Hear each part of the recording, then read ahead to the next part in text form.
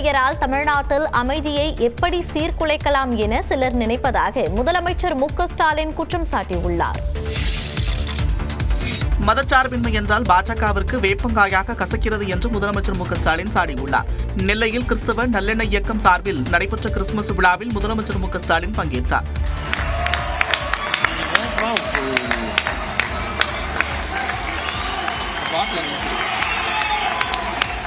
Christmas குடிலை முதலமைச்சர் மு.க.ஸ்டாலின் திறந்து வைத்தார். சட்டமன்ற உறுப்பினர் இனிகோ இருதயராஜ் உள்ளிட்டோர் நினைவு பரிசை வழங்கினர்.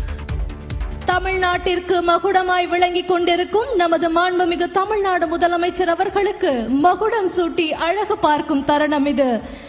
திராவிட மாடல் ஆட்சி 2.0 மூலம் நல்லாட்சியை நமக்கு அளிக்க இருக்கும் மாண்புமிகு தமிழ்நாடு முதலமைச்சர் அவர்களுக்கு இன்றைய விழாவில் சிறப்பு செய்யப்படுகிறது. விழாவில் உரையாற்றிய முதலமைச்சர் மதத்தின் பெயரால் தமிழ்நாட்டில் அமைதியை எப்படி சீர்குலைக்கலாம் என்று சிலர் நினைப்பதாக சாடினார். மதத்தின் பெயரால ஒருவர் உங்க உணர்வுகளை தூண்டார்னா அவரை சந்தேகப்படுங்க, கவனமாயிருங்க. இன்றைக்கு ஒன்றியத்தை ஆளக்கூடிய அரசு சிறுபான்மை மக்களுக்கு அச்சுறுத்தல் ஏற்படுத்தக்கூடிய அரசாக இருக்கு.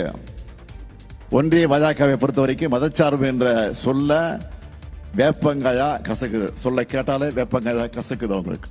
கிறிஸ்துமஸ் சிறப்பு உடையணிந்த குழந்தைகளுடன் முதலமைச்சர் குழு புகைப்படம் எடுத்துக் கொண்டார். முதலமைச்சருக்கு கிறிஸ்தவ பெண்கள் செங்கோல் வழங்கினர். சிறுபான்மையின மக்களின் வாக்குகளை பறிக்க பாஜக முயற்சிப்பதாக முதலமைச்சர் மு.க.ஸ்டாலின் குற்றம் சாட்டினார். நெல்லை டக்கரமாள்புரத்தில் நடைபெற்ற சமத்துவ கிறிஸ்துமஸ் விழாவில் பேசிய முதலமைச்சர் மு.க.ஸ்டாலின் வரைவு வாக்காளர் பட்டியலில் அனைவரின் வாக்குகளும் இருக்கிறதா என உறுதிப்படுத்திக் கொள்ளுமாறு அறிவுறுத்தினார். மேலும் சிறுபான்மையின மக்களை வாக்களிக்க விடாமல் தடுக்க பாஜக அரசு முயற்சிப்பதாக குற்றம் சாட்டினார். வரைவு வாக்காளர் பட்டியல் வெளியாகி இருக்கு. நீங்க எல்லாரும் தமிழ்நாட்டில் இருக்கிற ஒவ்வொருத்தரும் உங்களுடைய வாக்கு இருக்கிறத உறுதிப்படுத்திக்கங்க. நம்மை வாக்களிக்க விடாமல் தடுக்கிறதுக்கு ஒன்றியத்தில் ஆளும் பாஜக அரசு பல்வேறு முயற்சிகளை செய்வாங்க. அது எல்லாத்தையும் முறியடிச்சு நாம நிச்சயம் வெற்றி பெறுவோம். சிறுபான்மையின மக்களின் நலன்களுக்கும் உரிமைகளுக்கும் திமுகவும் திராவிட மாடல் அரசும் துணை நிற்கும் எனவும் முதலமைச்சர் கூறினார். திமுகவை தீய சக்தி என்று சொல்வதை எப்படி ஏற்க முடியும் என தவிக தலைவர் விஜயை காங்கிரஸ் மூத்த தலைவர் பீட்டர் அல்போன்ஸ் வினவியுள்ளார். திருநெல்வேலியில் நடைபெற்ற கிறிஸ்துமஸ் விழாவில் பேசிய அவர் சிறுபான்மையினரை அரசியல் மாற்றுத்திறனாளிகள் என குறிப்பிட்டார். தொடர்ந்து பேசிய அவர் திமுகவை தீய சக்தி என்று விமர்சித்த தவிக தலைவர் விஜய்க்கு அடுக்கடுக்கான கேள்விகளை முன்வைத்தார்.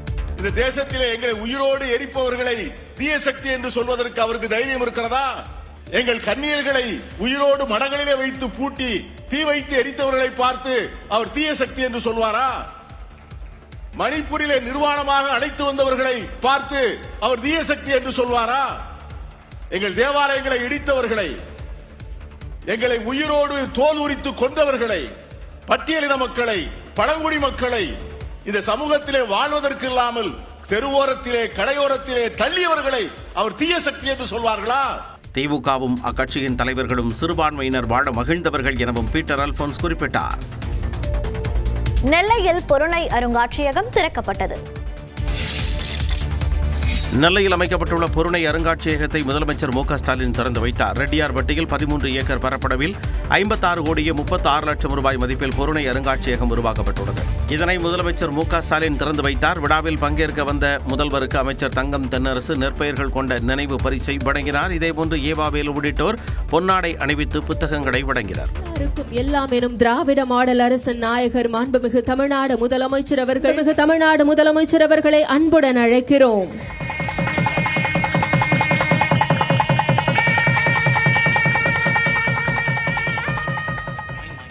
முதலாவதாக அருங்காட்சியக கல்வெட்டை ரிமோட் மூலம் திறந்து வைத்த முதலமைச்சர் அருங்காட்சியக வளாகத்தில் வன்னிமர கன்றுகளை நட்டு வைத்தார்.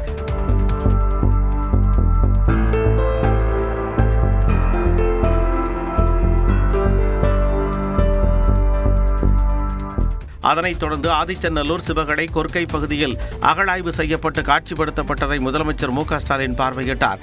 அப்போது உடன் இருந்த அமைச்சர் தங்கம் தென்னரசு ஒவ்வொன்றையும் எடுத்துரைத்தார்.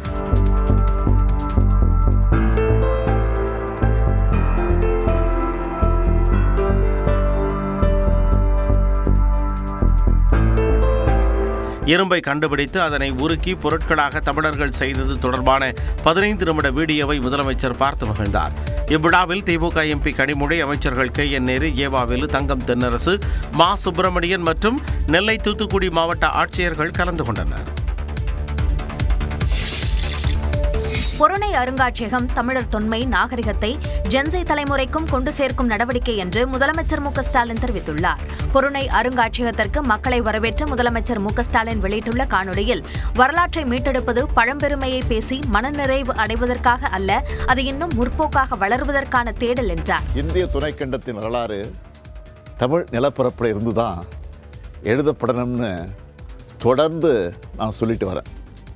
இது ஏதோ தற்பெருமைக்காகவோ மேடை அலங்காரத்துக்காகவோ பேசின வெற்று பேச்சு இல்லை, அறிவியல் பூர்வமான உண்மை இதுன்னு நம்ம திராவிட மாடல் அரசு தொடர்ந்து மெய்ப்பிச்சுட்டு வரோம். பொருணை அருங்காட்சியகத்தின் சிறப்புகளை விவரித்த முதலமைச்சர், கீழடி நமது தாய்மடி, பொருணை தமிழரின் பெருமை என கூறினார். தமிழர்களின் தொன்மையை, தமிழர்களின் நாகரிக மேன்மையை இந்த தலைமுறையினருக்கு மட்டுமல்ல, ஜென்சி உள்ளிட்ட அடுத்தடுத்த தலைமுறைக்கும் எடுத்துட்டு போகணும்னு பார்த்து இவ்வளவும் செஞ்சிருக்கிறோம்.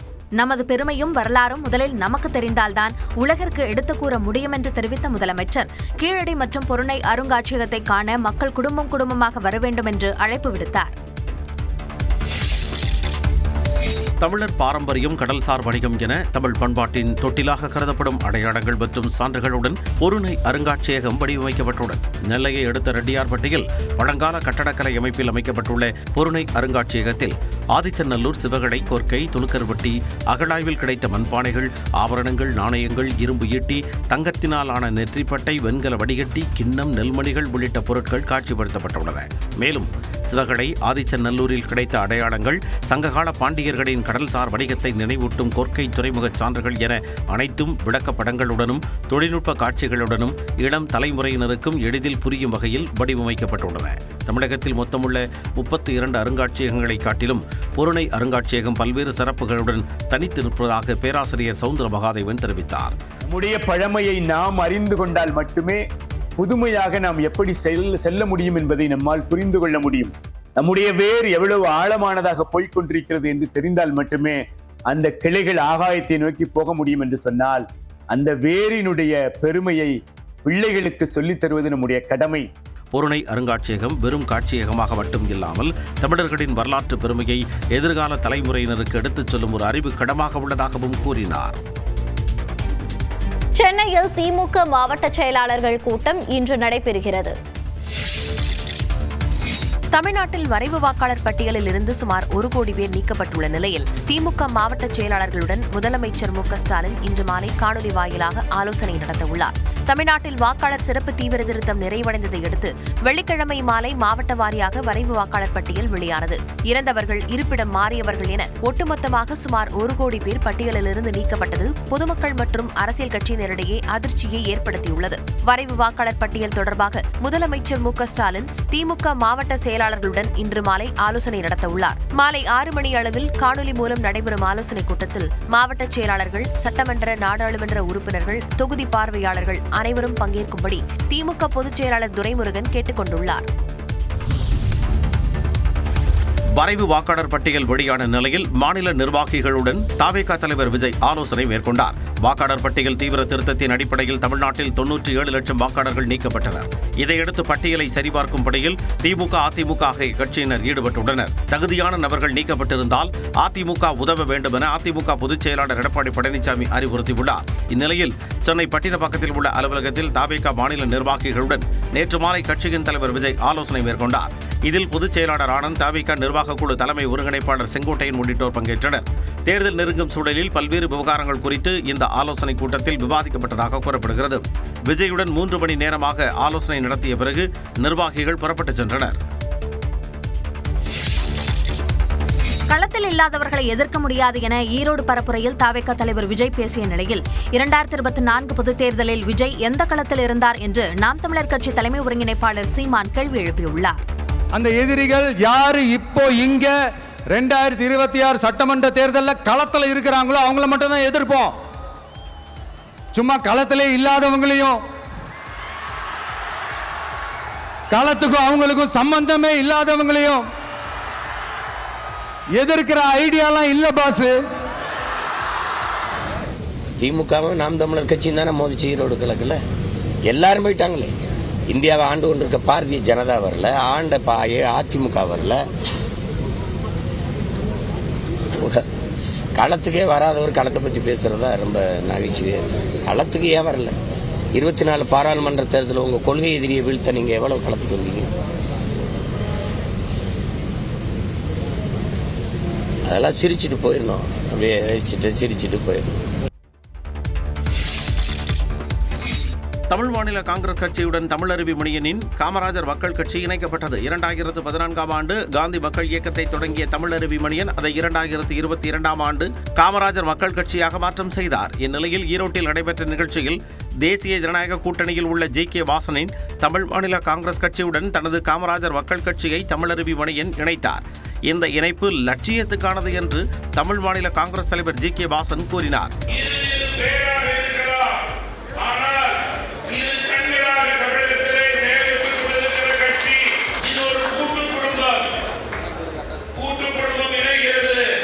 பின்னர் செய்தியாளர்களை சந்தித்த தமிழருவி மணியன் விஜய்க்கு 2 வாய்ப்புகள் இருப்பதாக கூறினார். இன்றைக்கு அதிமுகவும் பாரதிய ஜனதா கட்சியும் விஜயும் ஒரு அணியில் நிற்பது சாத்தியம் என்கிறார். நம்முடைய விஜய்க்கு முன்னால் இருப்பது 2 ஆப்ஷன் தான்.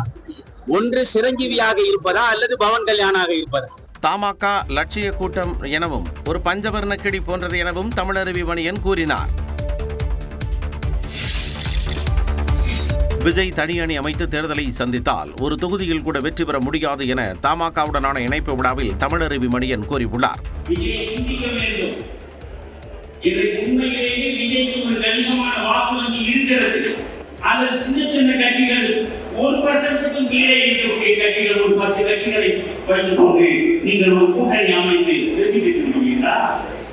நிச்சயம் முடியாது. ஒரு இடத்தில் கூட நீங்கள் வெற்றி பெற மாட்டீர்கள். 20 விழுக்காடு வாக்கும் வீணாகி போகும், விரயமாகி போகும். அதிமுக பாஜக கூட்டணியில் விஜய் இணைய வேண்டும் எனவும் தமிழருவி மணியன் அழைப்பு விடுத்தார். ஆனால் உண்மையில் சமூக நோக்கம் உங்களுக்கு இருந்தால் விஜயவர்களே இந்த கூட்டணியில் இணைய வேண்டும். வருகிறபோது நான் தான் முதல்வராக இருப்பேன் என்று வரக்கூடாது. தியாகம் செய்துவிட்டு வாருங்கள். எனக்கு முதல்வர் பதவி தேவையில்லை. என்னுடைய ஒரே தேவை தமிழ்நாட்டினுடைய நலன் தான். மேலும் ரஜினியிடம் தான் பணம் பெற்றதாக சிலர் கூறுவதாகவும் தெரிவித்தார். 3 ஆண்டுகள் ரஜினியோடு வாரத்துக்கு ஒரு முறை போய் மணிக்கணக்கில் உட்கார்ந்து ஒரு மாற்று அரசியலை வளர்த்தெடுப்பதற்கு முயன்றேன். இந்த 3 ஆண்டுகளில் ரஜினியிடம் நான் பெற்றது 3 கோப்பை மிளகு ரசம் மட்டும்தான். ரஜினியை அரசியலுக்கு அழைத்து வர பெரும் முயற்சி மேற்கொண்டதாகவும் அவர் குறிப்பிட்டார். சென்னையில் நடைபெற்ற மாரத்தான் போட்டியில் ஏராளமானோர் ஆர்வத்துடன் கலந்து கொண்டனர். நியூஸ் 18 தமிழ்நாடு தொலைக்காட்சி முன்னெடுப்பில் சென்னையில் நடைபெற்ற மாரத்தான் போட்டியில் சிறுவர்கள் முதல் பெரியவர்கள் வரை குடும்பத்துடன் ஆயிரக்கணக்கானோர் கலந்து கொண்டனர். உடல் ஆரோக்கியம் குறித்து விழிப்புணர்வு ஏற்படுத்தும் விதமாக நியூஸ் 18 தமிழ்நாடு தொலைக்காட்சி மற்றும் பீரைட் நிறுவனம் இணைந்து சென்னையில் நம்ம ரன் என்ற தலைப்பில் மாரத்தான் போட்டியை நடத்தின. குடும்பத்துடன் அனைவரும் பங்கேற்கும் வகையில் பல்வேறு பிரிவுகளில் போட்டி நடத்தப்பட்டது. இதையொட்டி அதிகாலையில் கொட்டும் பணியை பொருட்படுத்தாமல் சுவாமி சிவானந்தா சாலையில் சிறுவர்கள், இளைஞர்கள், பெரியவர்கள் என ஆயிரக்கணக்கானோர் குவிந்தனர். காலை 6 மணி அளவில் இளையோருக்கான 5 மற்றும் 10 கிலோமீட்டர் மாரத்தான் போட்டியை பள்ளிக்கல்வித்துறை அமைச்சர் அன்பில் மகேஷ் கொடியசைத்து தொடங்கி வைத்தார்.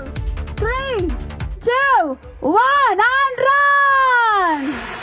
All the best runners!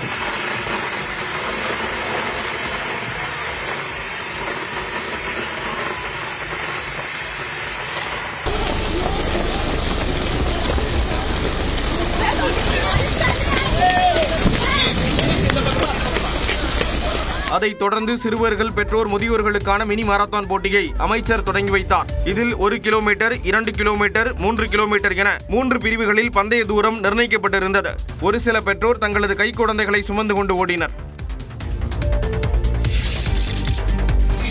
உடல் பருமன் குறித்து விழிப்புணர்வு ஏற்படுத்தும் விதமாக மாரத்தான் போட்டியை நியூஸ் 18 தமிழ்நாடு தொலைக்காட்சி முன்னெடுத்ததற்கு அமைச்சர் அன்பில் மகேஷ் பாராட்டு தெரிவித்தார்.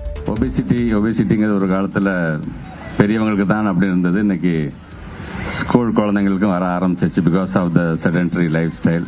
உட்காந்துட்டே வேலை பார்க்குறோம், உட்காந்துக்கிட்டே கேட்ஜெட்ஸை பார்க்குறோம், உட்காந்துக்கிட்டே டிவி பார்க்குறது.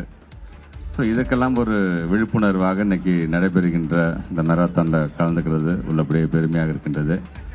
ஸோ இங்கே இது நல்ல ஒரு நிகழ்வை ஏற்பாடு செய்திருக்கின்ற நியூஸ் 18 பிகாஸ் உலகத்துக்கான செய்திகளை ஒரு விழிப்புணர்வை தருவது மட்டும் ஒரு சேனலுடைய பணி அல்ல.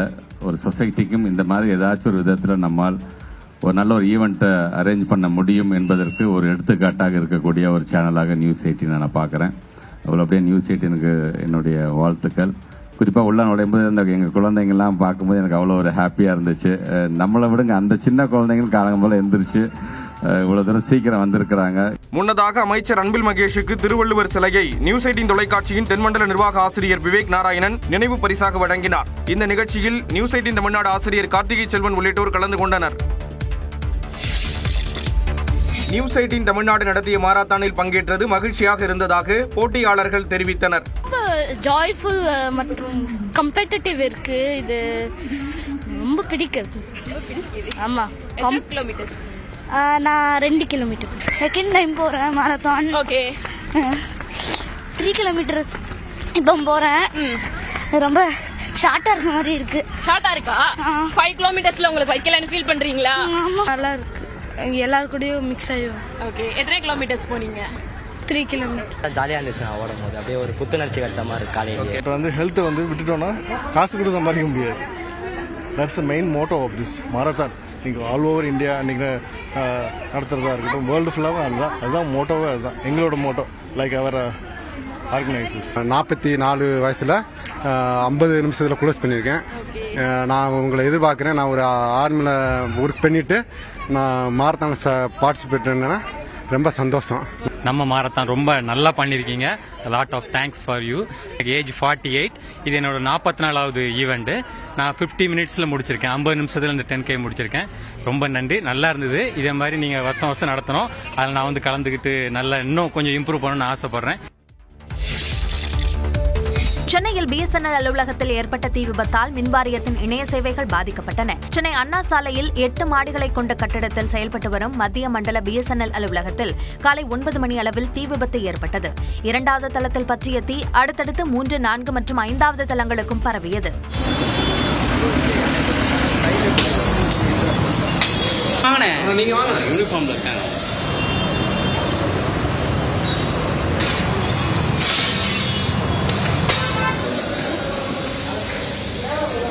எட்டு மணி நேர போராட்டத்திற்கு பிறகு தீ கட்டுப்படுத்தப்பட்டது. வயர்கள், பேட்டரிகள் அதிகளவில் இருந்ததன் காரணமாக புகை அதிகமாக இருந்ததால் தீயை அணைக்க தாமதமானதாக தீயணைப்புத் துறையினர் கூறினர். உள்ள கேபிள்ஸ் நிறைய இருக்கு, சர்வர் ரூம் இருக்கு, அதே மாதிரி கம்யூனிகேஷன் தேவையான அனைத்து டிரான்ஸ்மிஷனுக்கு உள்ள எக்யூப்மெண்ட்ல நிறைய இருக்கு. ஸோ அது மூலியமா ஃபயர் வந்து அடுத்தடுத்து 3rd, 4th, 5th, 6th floor வரை ஸ்ப்ரெட் ஆயிருக்கு. மின்கசிவு காரணமாக தீ விபத்து ஏற்பட்டதாக கூறப்படும் நிலையில் அலுவலக நேரம் தொடங்கும் முன்பாகவே தீ விபத்து ஏற்பட்டதால் நல்வாய்ப்பாக யாருக்கும் பாதிப்பு ஏற்படவில்லை. அலுவலகத்தின் 6வது தளத்தில் சிக்கி தவித்த ஒருவர் பாதுகாப்பாக மீட்கப்பட்டார். இந்த தீ விபத்தில் பிஎஸ்என்எல்லின் சென்னை மத்திய மண்டல பகுதியில் இணைய சேவை முடங்கியது. குறிப்பாக மின்வாரியத்தின் இணைய சேவை முடங்கியதால் நுகர்வோர் பணம் செலுத்த முடியாமல் சிரமமடைந்தனர். கொள்முதல் விலை நாளுக்கு நாள் புதிய உச்சத்தை தொடும் நிலையில் சில்லறை விற்பனையிலும் விலை அதிகரிக்கப்பட்டதால் மக்கள் கவலையடைந்துள்ளனர். கடந்த ஒரு வாரமாக ஏறுமுகத்தில் இருக்கும் முட்டை கொள்முதல் விலை மேலும் 5 காசுகள் உயர்ந்துள்ளது.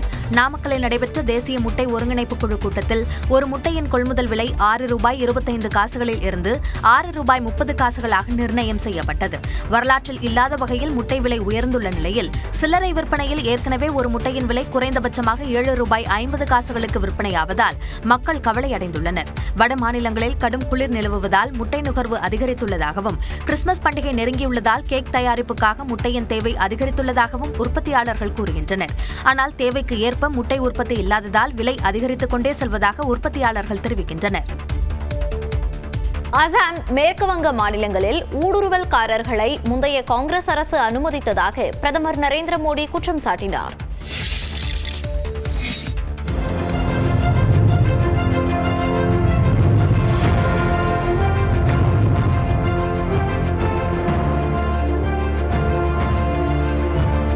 அசாம் மாநிலம் அசாமாநிலம் கவுஹாத்தி விமான நிலையத்தின் சர்வதேச முனையத்தை பிரதமர் நரேந்திர மோடி திறந்து வைத்த காட்சிகள் தான் இவை. இயற்கை கருப்பொருளை அடிப்படையாக கொண்டு கவுஹாத்தி விமான நிலையத்தில் 4000 கோடி ரூபாய் செலவில் நவீன முறையில் சர்வதேச விமான முனையம் கட்டப்பட்டுள்ளது.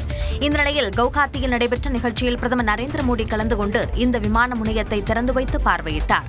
இந்த விமான நிலையத்திற்கு அசாமின் முதலமைச்சரான லோக்பிரிய கோபிநாத் பர்டோலியின் பெயர் சூட்டப்பட்டிருக்கும் நிலையில் விமான நிலையத்திற்கு வெளியே அமைக்கப்பட்டுள்ள அவரது 80 அடி உயர சிலையையும் பிரதமர் திறந்து வைத்தார். இந்த நிகழ்ச்சியில் பேசிய பிரதமர் நரேந்திர மோடி அசாம் மாநில வளர்ச்சி பயணத்தில் புதிய அத்தியாயம் தொடங்கியிருப்பதாக பெருமிதம் தெரிவித்தார். முந்தைய காங்கிரஸ் அரசு தனது வாக்கு வங்கிக்காக அசாம், மேற்குவங்க மாநிலங்களில் ஊடுருவல்காரர்களை அனுமதித்ததாகவும் அவர்கள் நிலங்களை அபகரித்து விட்டதாகவும் குற்றம் சாட்டினார். மேலும் தேசவிரோத ஆக்கிரமிப்பிலிருந்து மாநிலத்தின் வளங்களை மீட்க அசாம் அரசு தீவிர முயற்சி எடுத்து வருவதாகவும் பிரதமர் தெரிவித்தார். மேற்கு வங்கத்தில் காட்டாட்சியை முடிவுக்கு கொண்டுவர மக்கள் பாஜகவுக்கு வாய்ப்பளிக்க வேண்டும் என பிரதமர் மோடி கேட்டுக் கொண்டார். பிரதமர் மோடி மேற்கு வங்கம், அசாம் மாநிலங்களுக்கு சுற்றுப்பயணம் மேற்கொண்டார்.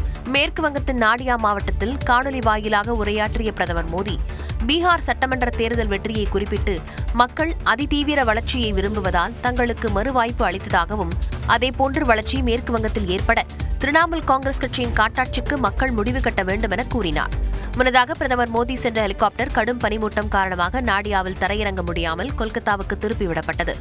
தொடர்ந்து அசாம் மாநிலம் கவுஹாத்தி கூட்டத்தில் பேசிய மோடி அசாம் மாநிலத்தை கிழக்கு பாகிஸ்தானின் ஒரு அங்கமாக மாற்ற காங்கிரஸ் சதி திட்டம் தீட்டியதாக குற்றஞ்சாட்டினார்.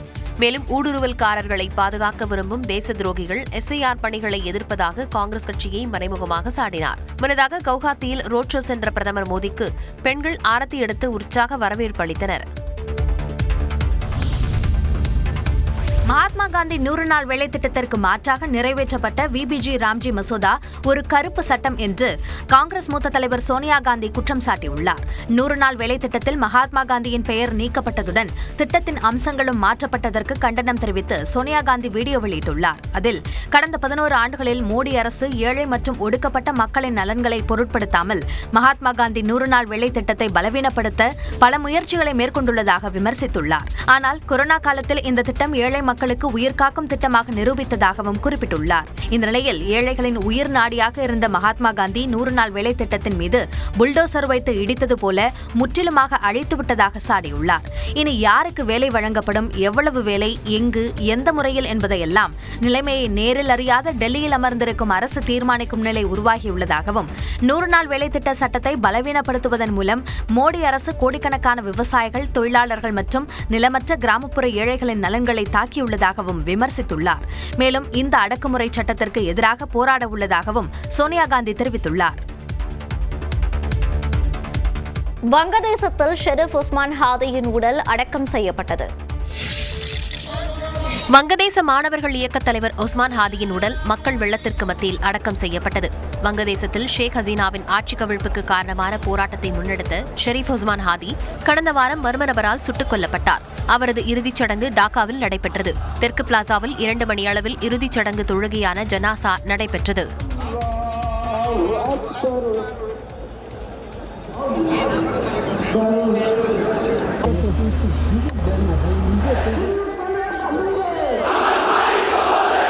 டாக்காவின் முக்கிய வீதியான மணிக் மியா அவென்யூ மக்கள் கூட்டத்தால் நிரம்பி வழிந்தது.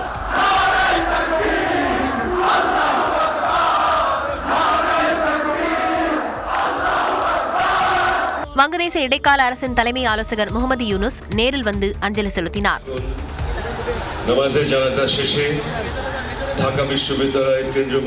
குடும்பத்தாரின் விருப்பப்படி உஸ்மான் ஹாதியின் உடல் டாக்கா பல்கலைக்கழக வளாகத்தில் வங்கதேசத்தின் தேசிய கவிஞர் காசி நஸ்ருல் இஸ்லாம் கல்லறைக்கு அருகிலேயே அடக்கம் செய்யப்பட்டது.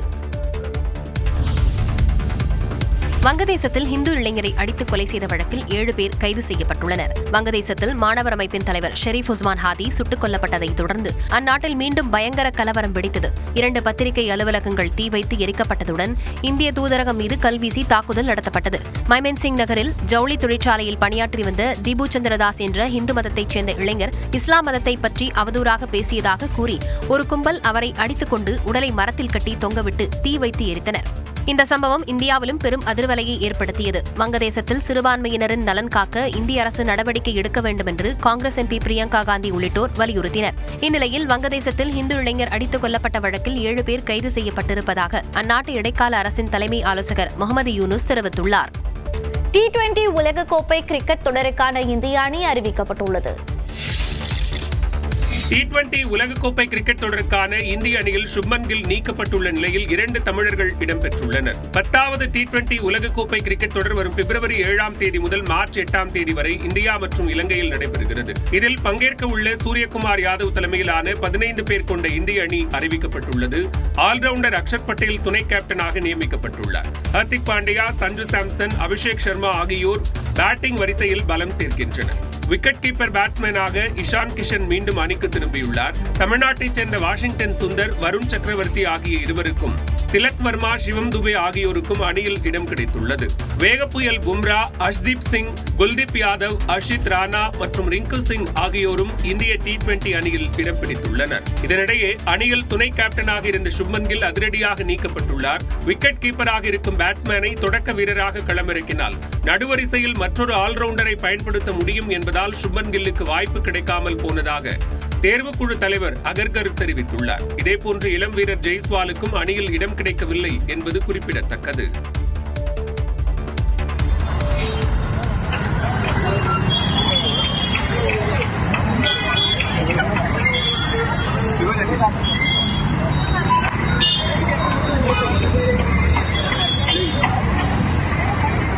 சென்னையில் நடிகர் சிவகார்த்திகேயன் சென்ற கார் எதிர்பாராத விதமாக முன்னால் சென்ற கார் மீது மோதிய நிலையில் நிலைமையை உணர்ந்து சிவகார்த்திகேயன் பொறுப்புடன் செயல்பட்ட காட்சிதான் இது. நடிகர் சிவகார்த்திகேயன் பராசக்தி திரைப்பட ப்ரமோஷன் பணிகளில் தீவிரம் காட்டி வருகிறார். இந்நிலையில் வடபழனியில் இருந்து தனது வீட்டிற்கு காரில் சென்று கொண்டிருந்த போது மத்திய கைலாஷ் அருகே எதிர்பாராத விதமாக சிவகார்த்திகேயன் சென்ற கார் முன்னால் சென்ற கார் மீது லேசாக மோதியுள்ளது. இதில் யாருக்கும் பாதிப்பு ஏற்படவில்லை. எனினும் நிலைமையை கருத்தில் கொண்டு காரில் இருந்து இறங்கிய சிவகார்த்திகேயன் முன்னால் சென்ற காரில் இருந்தவர்களிடம் சமரசம் பேசி போக்குவரத்துக்கு சிக்கல் ஏற்படாமல் நடந்து கொண்டார். அப்பொழுது போக்குவரத்து காவலர்களும் அங்கு வந்ததால் அவர்களும் சமரசம் பேசி அனுப்பி வைத்தனர். AI தொழில்நுட்பத்தின் தலைமையாக இந்தியா உருவெடுக்க வேண்டுமென ரிலையன்ஸ் குழும தலைவர் முகேஷ் அம்பானி தெரிவித்தார். மும்பையில் நடந்த விழாவில் கலந்து கொண்டு பேசிய அவர், செயற்கை நுண்ணறிவு என்ற புதிய சகாப்தத்தில் உலகம் நுழைந்துள்ளதாகவும் AI தொழில்நுட்பத்தில் இந்தியா உலகின் தலைவராக மாற வேண்டும் எனவும் கூறினார். இந்தியா மட்டுமின்றி உலக நாடுகளின் எரிபொருள் தேவைக்கு வரமாக சூரிய சக்தி அமைந்துள்ளதாக தெரிவித்தார். We will show the way as to how we can make green and clean energy available in abundance and affordable way with green fuels to not only India but most of the world. புதிய India இளம் திறமையாளர்களால் நிரம்பியுள்ளதாக கூறிய முகேஷ் அம்பானி, அவர்களின் லட்சக்கணக்கான கனவுகள் மெய்யாக்கும் சூழல் உருவாக்கி இருப்பதாகவும் தெரிவித்தார்.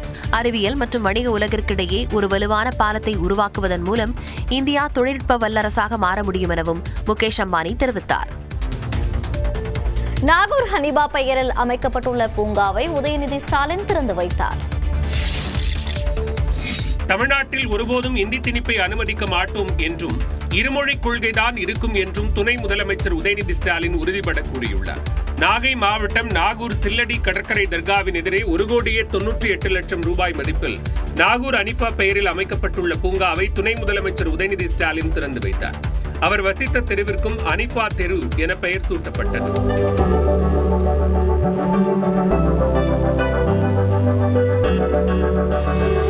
அதன் பின்னர் நாகையில் நடைபெற்ற நாகூர் அனிஃபா நூற்றாண்டு விழாவில் பங்கேற்று துணை முதலமைச்சர் உதயநிதி விழா மலரை வெளியிட்டார். நிகழ்ச்சியில் அனிஃபாவின் வாரிசுதாரர்கள் கௌரவிக்கப்பட்டனர். பின்னர் பேசிய அவர், இந்தி திணிப்பை எதிர்த்து திருவாரூரில் கருணாநிதியும் நாகூரில் அனிஃபாவும் போராடியதாக கூறினார். நீங்க 2000 கோடி இல்ல 10,000 கோடி கொடுத்தாலும் எந்த காலத்திலும் தமிழ்நாட்டுக்குள்ள இந்தி திணிப்பை நான் நுழைய விட மாட்டேன்னு நம்முடைய முதலமைச்சர் அவர்கள் இன்னைக்கு தைரியமாக சொல்றாரு. இதன் தொடர்ச்சியாக நாகையில் அமைக்கப்பட்டுள்ள அரசு பாய்மரப்படகு பயிற்சி மையத்தை திறந்து வைத்தார். முதற்கட்டமாக 5 சிறுவர்கள் தங்களின் 1 வருட பயிற்சியை தொடங்கினர்.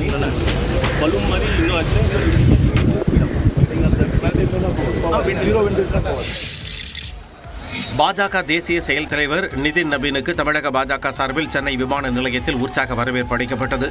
பாஜக தேசிய செயல் தலைவராக பொறுப்பேற்ற பிறகு முதல் முறையாக நிதின் நபீன் சென்னைக்கு வருகை தந்தார். டெல்லியில் இருந்து விமானம் மூலம் சென்னை வந்தடைந்த அவரை மத்திய இணையமைச்சர் எல் முருகன், பாஜக மாநில தலைவர் நயினார் நாகேந்திரன், மேலிட பொறுப்பாளர் அரவிந்த் மேனன் உள்ளிட்டோர் வரவேற்றனர்.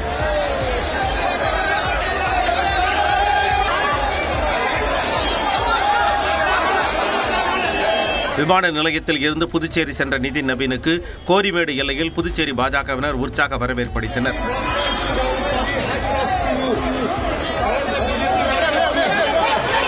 அவருடைய வருகை தமிழ்நாட்டிற்கும் பாண்டிச்சேரிக்கும் ஒரு உத்வேகத்தை கொடுக்கக்கூடிய அவருடைய மீட்டிங்காக இந்த மீட்டிங் இருக்கும். இதையடுத்து புதுச்சேரி அமைச்சர் நமச்சிவாயம் உள்ளிட்டோருடன் சென்று சட்டமன்றத்திற்கு எதிரே உள்ள அம்பேத்கர் மற்றும் பாரதியார் சிலைகளுக்கு மாலை அணிந்து நிதின் நபீன் மரியாதை செலுத்தினார். அதன் பின்னர் புதுச்சேரி பாஜக நிர்வாகிகளுடன் நிதின் நபீன் ஆலோசனை நடத்தினார். நாங்கள் தீய சக்தி இதை பற்றியெல்லாம் கவலைப்பட மாட்டோம். ஏன்னா எங்கள்கிட்ட இருக்குது மக்கள் சக்தி.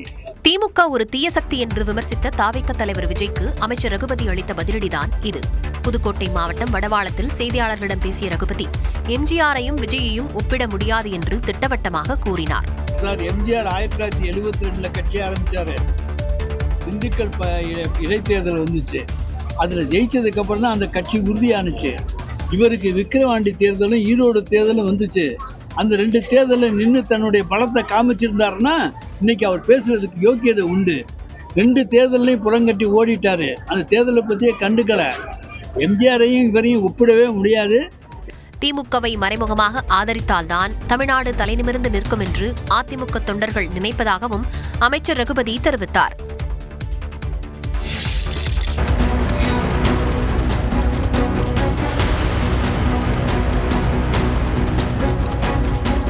சாத்தான்குளத்தில் படுகொலை செய்யப்பட்ட கூலி தொழிலாளியின் குடும்பத்தினரை வீடியோ காலில் தொடர்பு கொண்டு விசிக தலைவர் திருமாவளவன் ஆறுதல் கூறினார். தூத்துக்குடி மாவட்டம் சாத்தான்குளம் காந்திநகர் பகுதியைச் சேர்ந்த சுடலை மாற்று சமூகத்தைச் சேர்ந்தவர்களால் வெட்டி கொலை செய்யப்பட்டார். இதில் தொடர்புடையதாக சுந்தர், ஜெகதீஷ், அருணாச்சலம் ஆகிய 3 பேர் கைது செய்யப்பட்ட நிலையில் தலைமறைவாக உள்ள செல்வகுமார் என்பவரை போலீசார் தேடி வருகின்றனர். வன்கொடுமை தடுப்புச் சட்டம் உள்ளிட்ட 6 பிரிவுகளின் கீழ் போலீசார் வழக்கு பதித்து விசாரணை நடத்தி வருகின்றனர். இந்நிலையில் பாதிக்கப்பட்ட குடும்பத்தினரை வீடியோ காலில் தொடர்பு கொண்டு விசிக தலைவர் தொல் திருமாவளவன் ஆறுதல் கூறினார்.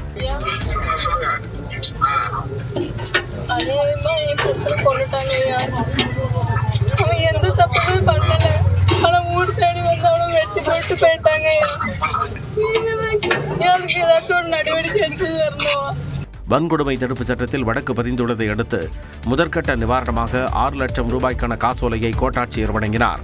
இதற்கிடையே 2வது நாளாக நேற்றும் விடுதலை சிறுத்தைகள் கட்சியினர் மற்றும் அப்பகுதி மக்கள் காவல் நிலையம் முன்பு திரண்டு ஆர்ப்பாட்டத்தில் ஈடுபட்டனர். மகளிரணி நிர்வாகியுடன் தகாத உறவில் இருந்த புகாரில் சிக்கிய தாவேக நாமக்கல் கிழக்கு மாவட்ட செயலாளர் செந்தில்நாதன் கட்சி பதவியிலிருந்து நீக்கப்பட்டுள்ளார். நாமக்கல் கிழக்கு மாவட்ட செயலாளராக பதவி வகித்தவர் செந்தில்நாதன். இவர் வெள்ளிக்கிழமை இரவு 11 மணியளவில் கூட்டப்பள்ளி பகுதியில் உள்ள அக்கட்சியின் மாவட்ட மகளிரணி அமைப்பாளர் வீட்டிற்கு சென்று தனிமையில் இருந்ததாக தெரிகிறது. அப்போது அங்கு வந்த மகளிரணி நிர்வாகியின் குடும்பத்தினர் அரைகுறை ஆடையில் இருந்த செந்தில்நாதனையும் மகளிரணி நிர்வாகியும் பிடித்து சரமாரியாக தாக்கியதாக கூறப்படுகிறது. இது தொடர்பான வீடியோ காட்சிகளும் வெளியாகி சர்ச்சையானது. இந்நிலையில் நாமக்கல் கிழக்கு மாவட்ட செயலாளர் பதவியிலிருந்து செந்தில்நாதனை நீக்கி கட்சியின் தலைமை உத்தரவிட்டுள்ளது. கட்சி பெயருக்கு களங்கம் ஏற்படுத்துவோர் மீது கடும் நடவடிக்கை எடுக்கப்படும் என்று தாவேக தலைமை எச்சரித்துள்ளது. இந்த சம்பவம் தொடர்பாக செந்தில்நாதனை தொடர்பு கொண்டு கேட்டபோது கட்சி பெயரையும் தனது பெயரையும் கெடுப்பதற்காக சிலர் முயற்சிப்பதாக குற்றம் சாட்டினார். சென்னை அருகே செவிலியர்களின் போராட்டம் 3வது நாளாக தொடர்ந்தது. பணி நிரந்தரம் உள்ளிட்ட கோரிக்கைகளை வலியுறுத்தி சென்னையில் 3வது நாளாக ஒப்பந்த செவிலியர்கள் போராட்டத்தில் ஈடுபட்டனர். 2021 தேர்தலின் போது திமுக அளித்த வாக்குறுதியின்படி பணி நிரந்தரம் செய்ய வேண்டுமென வலியுறுத்தி ஒப்பந்த செவிலியர்கள் தொடர் போராட்டத்தில் ஈடுபட்டு வருகின்றனர். முதல் நாளாக கடந்த வியாழக்கிழமை சென்னை சிவானந்தா சாலையில் உண்ணாவிரத போராட்டத்தில் ஈடுபட்ட செவிலியர்களை கைது செய்த காவல்துறையினர் புறநகரில் உள்ள கிளாம்பாக்கம் பேருந்து நிலையத்தில் இறக்கிவிட்டனர். அங்கேயே 2வது நாளாக போராட்டத்தை செவிலியர்கள் தொடர்ந்தனர். 3வது நாளாக கூடுவாஞ்சேரியில் உள்ள ஆரம்ப சுகாதார நிலையம் முன்பு செவிலியர்கள் போராட்டத்தில் ஈடுபட்டனர்.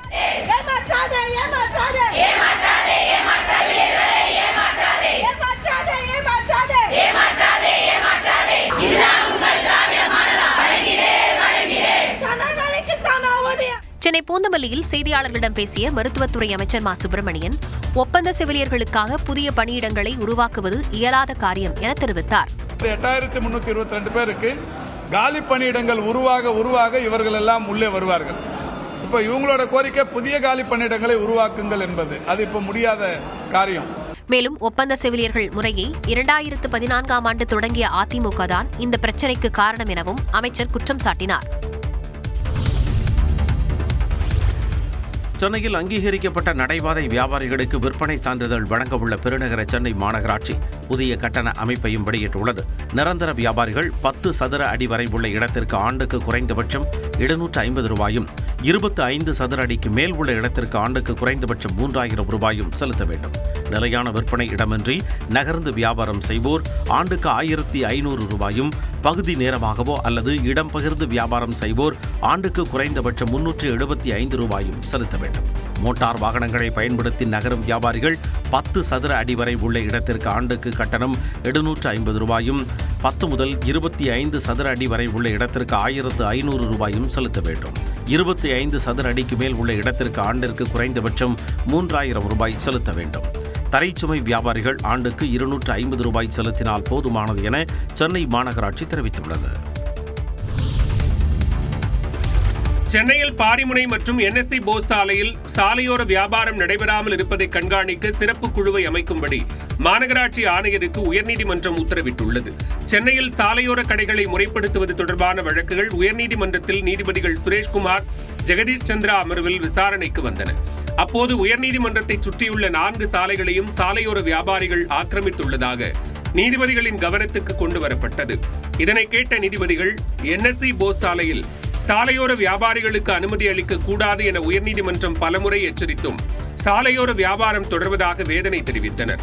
NSC போஸ் சாலையை வியாபாரிகள் ஆக்கிரமித்துள்ளதால் போக்குவரத்து பாதிக்கப்படுவதாக கூறிய நீதிபதிகள் இந்த சாலையோரம் வியாபாரம் நடைபெறவில்லை என்பதை உறுதி செய்யவும் கண்காணிக்கவும் அதிகாரிகள் அடங்கிய சிறப்பு குழுவை அமைக்கும்படி மாநகராட்சி ஆணையருக்கு உத்தரவிட்டனர்.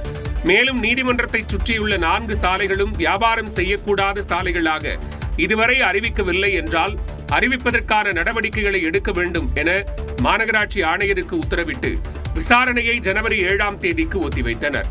அன்றைய தினம் உத்தரவை அமல்படுத்தியது குறித்த அறிக்கையை தாக்கல் செய்யவும் நீதிபதிகள் உத்தரவிட்டனர். நாட்டிலேயே முதன்முறையாக மனித விலங்கு மோதலை தடுக்க நீலகிரி மாவட்டம் கூடலூரில் செயற்கை நுண்ணறிவு தொழில்நுட்பத்துடன் கட்டுப்பாட்டு மையம் திறக்கப்பட்டுள்ளது. கூடலூர் அருகே நாடுகாணி வனசரகத்திற்கு உட்பட்ட மரபியல் தோட்டத்தில் 6 கோடி ரூபாய் மதிப்பீட்டில் கட்டளை மற்றும் கட்டுப்பாட்டு மையம் அமைக்கப்பட்டுள்ளது.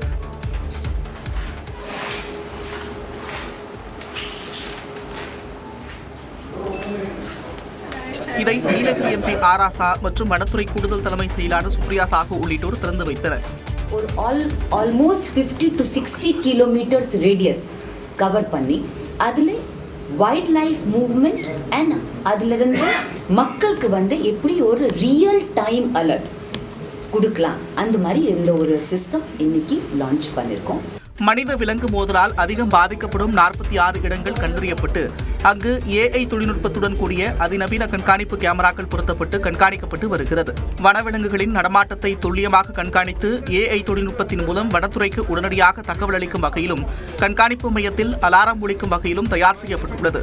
மேலும் வனவிலங்கு நடமாட்டம் உள்ள பகுதியில் உள்ள வனத்துறையினருக்கும் மக்களுக்கும் குறுஞ்செய்தி மூலம் தகவல் அனுப்பப்படும் என்றும் தெரிவிக்கப்பட்டுள்ளது. சட்டப்பேரவை துணை சபாநாயகரின் கல்லூரியில் நடந்த கொள்ளை வழக்கில் குற்றவாளிகளை காவல்துறையினர் தேடி வருகின்றனர். திருவண்ணாமலையில் உள்ள துணை சபாநாயகரின் கல்லூரியில் 58 லட்சம் ரூபாய் கொள்ளையடிக்கப்பட்ட விவகாரத்தில் வெளிமாநில கும்பல் கைவரிசை காட்டியுள்ளதாக காவல்துறை தரப்பில் தெரிவிக்கப்பட்டுள்ளது. திருவண்ணாமலை திண்டிவனம் சாலையில் பிச்சாண்டிக்கு சொந்தமான பொறியியல் கல்லூரி, சட்டக்கல்லூரி, பள்ளி உள்ளிட்டவை ஒரே வளாகத்தில் இயங்கி வருகின்றன. இந்நிலையில் அந்த கல்லூரியின் அலுவலகத்தில் வைக்கப்பட்டிருந்த சுமார் 58 லட்சம் ரூபாய் கடந்த 15ஆம் தேதி கொள்ளையடிக்கப்பட்டதாக தெரிகிறது. இதுகுறித்து கீழ்பெண்ணாத்தூர் காவல் நிலையத்தில் புகார் அளிக்கப்பட்டது. அதன் அடிப்படையில் தனிப்படை அமைக்கப்பட்டு காவல்துறையினர் விசாரணை மேற்கொண்டு வந்தனர். CCTV கேமரா, கைரேகை தடயங்களை வைத்து நடத்தப்பட்ட விசாரணையில் வெளி மாநிலத்தை சேர்ந்தவர்கள் இந்த கொள்ளை சம்பவத்தில் ஈடுபட்டிருக்க வாய்ப்பு இருப்பதாக காவல்துறை தரப்பில் தெரிவிக்கப்பட்டுள்ளது. குற்றவாளிகளை விரைந்து பிடித்து விடுவோம் என்றும் காவல்துறை தரப்பில் தெரிவிக்கப்பட்டுள்ளது. கரூர் மாவட்டம் குளித்தலை அருகே அரசு பள்ளியில் பணியாற்றி வந்த பட்டியலினத்தைச் சேர்ந்த சமையலரை பணி செய்ய விடாமல் தடுப்பதாக தலைமை ஆசிரியர் மீது குற்றச்சாட்டு எழுந்துள்ளது. சின்னரெட்டியப்பட்டி அரசு நடுநிலைப் பள்ளியில் அருந்ததியர் சமூகத்தைச் சேர்ந்த நிரோஷா சமையலராக பணியாற்றி வருகிறார். இந்த நிலையில் இந்த பள்ளியில் பயிலும் மாணவர்களின் பெற்றோர்கள் அருந்ததியர் சமூகத்தைச் சேர்ந்தவர் சமையலராக இருப்பதால் தங்கள் பிள்ளைகளை பள்ளிக்கு அனுப்ப மாட்டோம் என்று தெரிவித்ததாக கூறப்படுகிறது. இதனால் தலைமை ஆசிரியர் பானுமதி தன்னை பணிக்கு வர வேண்டாம் என்று சொல்லிவிட்டதாக நிரோஷா கவலையுடன் கூறினார். அந்த மேம் சொல்லி கொடுத்துருக்காங்க, எங்க ஜாதி பிள்ளைங்களுக்கு ஒரு ட்ரெஸ்ஸும் மற்ற ஜாதி பிள்ளைங்களுக்கு வேறு ட்ரெஸ்ஸும் கொடுத்துருக்கலாம்ல. இப்போ ஜாதி எப்படி பார்க்குறவங்க? ஜாதி இல்லைன்னு தான் மேம் எல்லாத்துக்கும் ஒரே யூனிஃபார்ம். ஒரு ஹெச்எம் இப்படி சொல்கிறது தான் எனக்கு தாங்கிக்க முடியல. இவங்க அதை ஒரு உத்தியோகத்தை கையில் வச்சுக்கிட்டு நான் பார்த்து எதுவும் பண்ணுவேன் அப்படிங்கிற ஒரு அதிகாரத்தில் இவங்க பண்ணியிருக்காங்க. என்னை எந்த ஒரு இன்ஃபர்மேஷனும் இல்லாமல் என்னை வேலையை விட்டு நிறுத்திட்டாங்க. அரசு பள்ளியில் சாதி ஒழிப்பு, தீண்டாமை ஒழிப்பு குறித்து கற்றுத்தரும் ஆசிரியர் பெற்றோருக்கு அறிவுரை கூறாமல் தன்னை இங்கு சமைக்கக்கூடாது என கூறுவது மனவேதனையை அளிப்பதாகவும் சமையலர் நிரோஷா தெரிவித்தார். மதுரையிலிருந்து ராமேஸ்வரம் நோக்கி சென்ற ரயிலில் டிக்கெட் எடுக்காமல் பயணித்ததாக வடமாநிலத்தவர்கள் 80 பேருக்கு 24,000 ரூபாய் அபராதம் விதிக்கப்பட்டது. தென்னக காசி என்று வழங்கப்படும் ராமேஸ்வரம் ராமநாத சுவாமி கோயிலில் நாள்தோறும் ஆயிரக்கணக்கான பக்தர்கள் வந்து வழிபாடு நடத்தி செல்கின்றனர். குறிப்பாக வடமாநிலத்தவர்கள் பலரும் குடும்பமாக ராமேஸ்வரத்தில் சாமி தரிசனம் செய்கின்றனர். பெரும்பாலானோர் ரயில் மூலமே ராமேஸ்வரம் வருகின்றனர். அந்த வகையில் மதுரையிலிருந்து ராமேஸ்வரம் புறப்பட்ட பயணிகள் ரயிலில் 400க்கும் மேற்பட்ட வடமாநிலத்தவர்கள் பயணித்தனர். அவர்கள் அதிகப்படியான பொருட்களை கொண்டு வந்ததால் இடையூறாக இருப்பதாக பயணிகள் சிலர் டிக்கெட் பரிசோதகரிடம் புகார் அளித்தனர். டிக்கெட் பரிசோதகர் வந்து விசாரித்த போது வடமாநிலங்களைச் சேர்ந்த சிலர் டிக்கெட்டுகளின்றி பயணித்தது தெரியவந்தது. மானாமதுரையில் மேலும் சில பரிசோதகர்களை வரவழைத்து ரயில் பெட்டிகள் முழுவதும் ஆய்வு செய்யப்பட்டதில் 80க்கும் மேற்பட்ட வடமாநிலத்தவர்கள் டிக்கெட் இன்றி பயணித்தது தெரியவந்தது. அவர்களுக்கு தலா 300 ரூபாய் வீதம் 24,000 ரூபாய் அபராதம் விதிக்கப்பட்டது. ஒரு சிலர் அபராதம் கட்டிய நிலையில் பலரும் ராமேஸ்வரத்தில் இறங்கியதும் பணத்தை செலுத்தாமலேயே சென்றுவிட்டதாக கூறப்படுகிறது. இதுகுறித்து ரயில்வே காவல்துறையினர் விசாரித்து வருகின்றனர்.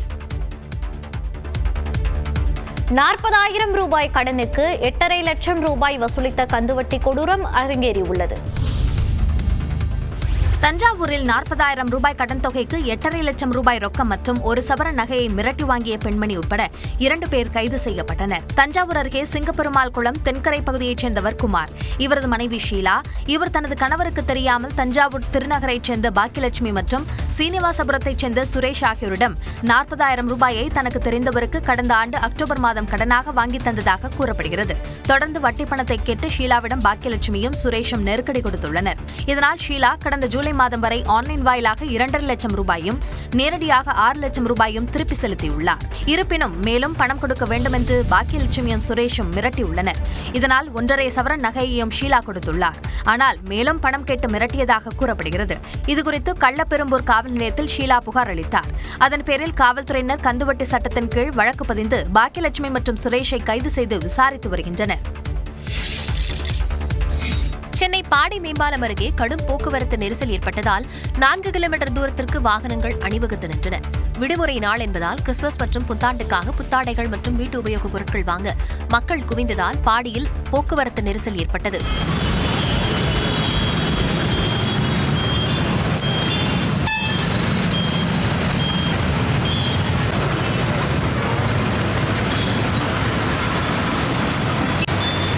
அம்பத்தூரிலிருந்து பாடி மேம்பால பகுதிக்கு வரும் சாலை குறுகலாக இருப்பதால் 4 கிலோமீட்டர் தூரத்திற்கு வாகனங்கள் அணிவகுத்து நின்றன.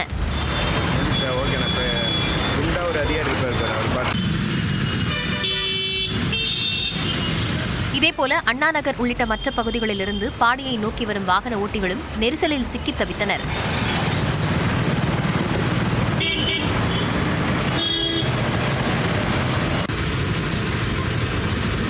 பாதசாரிகள் சாலையை கடப்பதற்கும் ஒவ்வொரு வார இறுதியிலும் ஏற்படும் போக்குவரத்து நெரிசலை குறைக்கவும் காவல்துறையினர் நடவடிக்கை எடுக்க வேண்டுமென பொதுமக்கள் கோரிக்கை விடுத்துள்ளனர். ஜம்மு காஷ்மீரில் கடும் பனிப்பொழிவு நிலவுவதால் மக்களின் இயல்பு வாழ்க்கை பாதிக்கப்பட்டுள்ளது.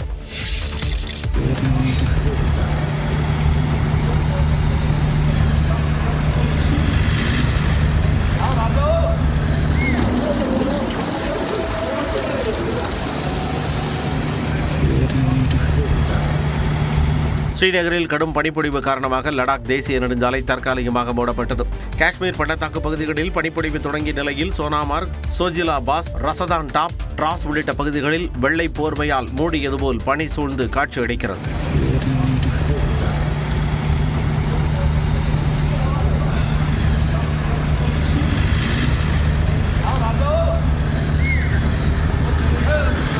மேலும் கடும் பனிப்பொழிவு காரணமாக சோஜிலா, மினிகார், டிராஸ் பகுதியில் எதிர்வரும் வாகனங்கள் கண்ணுக்கு புலப்படாத நிலை உருவாகியுள்ளது. மேலும் பனிப்பொழிவால் சாலைகளில் உராய்வு தன்மை குறைந்து வாகனங்கள் விபத்துக்குள்ளாகும் நிலை ஏற்பட்டுள்ளது. இதன் காரணமாக ஸ்ரீநகர், லடாக் இடையிலான தேசிய நெடுஞ்சாலை தற்காலிகமாக மூடப்பட்டுள்ளது. டெல்லியில் காற்று மாசு காரணமாக பகலும் இரவும் வித்தியாசமின்றி புகை சூழ்ந்து காணப்படுவதால் மக்கள் கடும் அவதிக்குள்ளாகி வருகின்றனர். தலைநகர் டெல்லியில் கடந்த சில நாட்களாக காற்றின் தரம் மிகவும் மோசமான நிலையை எட்டி கடும் பாதிப்புகளை ஏற்படுத்தி வருகிறது. பகல் எது இரவு எது என கண்டறிய முடியாத சூழல் போல் காணும் இடமெல்லாம் புகை சூழ்ந்து காணப்படுவதால் மக்கள் அவதியடைந்துள்ளனர். டெல்லி எய்ம்ஸ் மருத்துவமனை, அக்ஷர்தாம், ITO, இந்தியா கேட், கடமை பாதை உள்ளிட்ட இடங்களில் புகை சூழ்ந்து காணப்படுகிறது.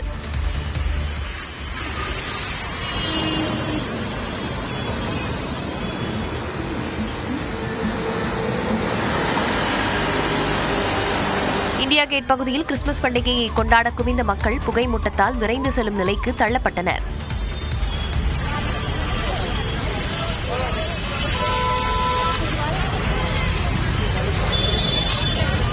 டெல்லியில் கடும் புகையால் 100 விமான சேவைகள் ரத்து மற்றும் 50க்கும் மேற்பட்ட ரயில்கள் தாமதமானதால் வார விடுமுறைக்காக வெளியூர் செல்லவிருந்த மக்கள் அவதிக்குள்ளாகினர். ககன்யான் திட்டத்தில் பூமிக்கு திரும்பி வரும் கலனின் வேகத்தை குறைக்கக்கூடிய ட்ரோக் பாராசூட்கள் சோதனைகள் வெற்றிகரமாக நிறைவு பெற்றதாக இஸ்ரோ தெரிவித்துள்ளது.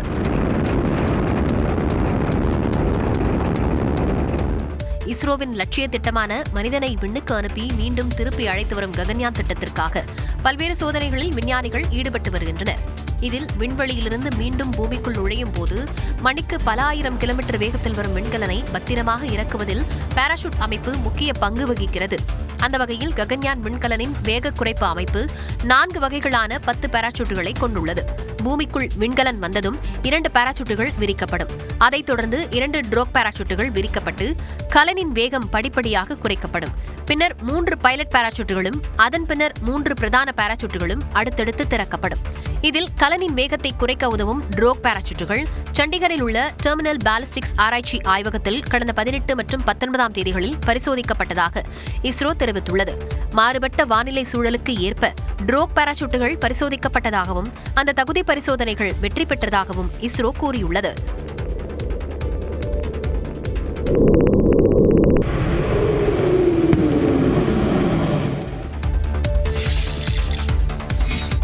ஒடிசா மாநிலம் புவனேஸ்வரில் நடைபெற்ற அகில இந்திய நாய்கள் கண்காட்சியில் சீனாவை சேர்ந்த ஷிட்சு நாய் சடை பின்னல்களோடு அனைவரையும் கவர்ந்தது.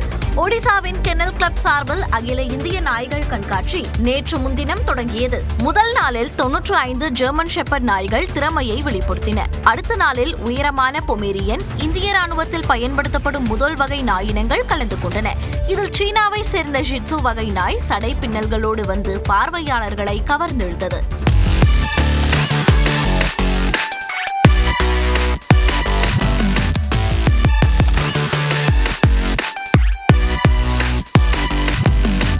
இறுதி நாளான இன்று திறமை மற்றும் செயல்பாட்டின் அடிப்படையில் சிறந்த நாய்க்கு பரிசு அளிக்கப்பட உள்ளது.